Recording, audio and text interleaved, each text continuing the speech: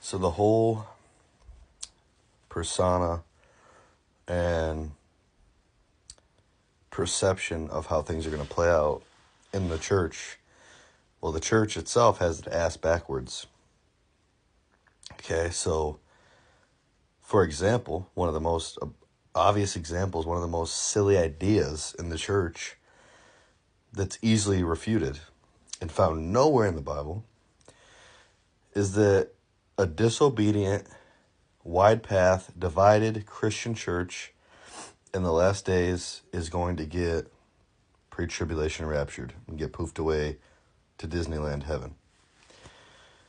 But if you read Amos 5:18, it says, "Woe unto you who desire the day of the Lord, for it is not a day of light, it's a day of darkness." There's going to be death, destruction. This is the sixth seal happening. This is tribulation kicking off, and a lot of people are going to find out they were very, very wrong. Right? That is what your Christians are desiring. Woe unto you who desire the day of the Lord. Who desires the day of the Lord in this world?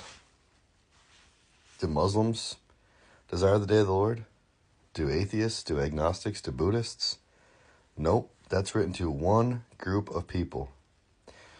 The ones who claim to believe in the God of the Bible, who desire a pre-tribulation rapture, while Ephesians 5 tells you these very people, the disobedient Christian church, is the reason that the wrath of God happens. It gives you a list of what these disobedient people do. And it says, for this reason, this is even why the wrath of God has to happen. Judgment starts at the house of God, right? So how backwards is that to your persona, church? You think you're the bride of Christ by disobeying and saying, you believe in Jesus. One time, you say that one time sinner's prayer. Not one lick of obedience to the Father's commandments.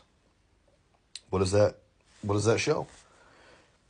You don't actually have the Holy Spirit. The Spirit that's given to them that obey. Acts 5:32-33, John 14:15-21. And if you had that Spirit, you'd be reproving the world of sin, like straightasthegate.net does. Because guess what? John 16 says that's what's going to happen. That's what the Holy Spirit's even given for in the first place. So stop sitting on your ass, waiting for a pre-trib rapture, thinking you're going to escape the wrath to come. When you're breaking those 10 commandments, you are the reason that the wrath of God is coming. Go read those chapters for yourself. I'm not making it up. It's right there. Take it seriously.